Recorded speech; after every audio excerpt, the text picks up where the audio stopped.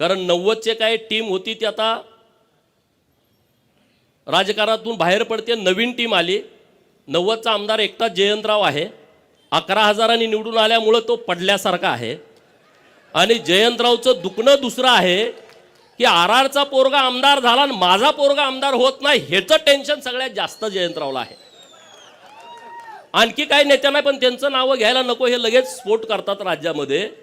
RR बरोबर असणाऱ्या अनेक पुढाऱ्यांचं दुखणं हे आहे की RRचं पोरगं आमदार झालं, मग आमचं कसं होणार, तुमचं कसं होणार. तुमची लायकी, तुमची क्षमता, तुम्ही काम केलेलं.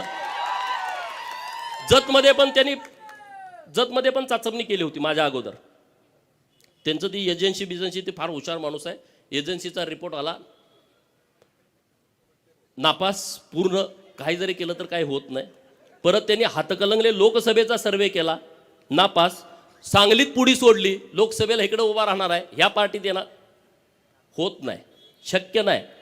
सत्ता आणि पैसा या मस्तीवरती राजकारण करायची आता वेळ गेलेली आहे, वेळ संपलेली आहे. सत्ता आणि पैशावरचं जर राजकारण असतं तर हा गोपीचंद आमदार होऊ शकला नसता.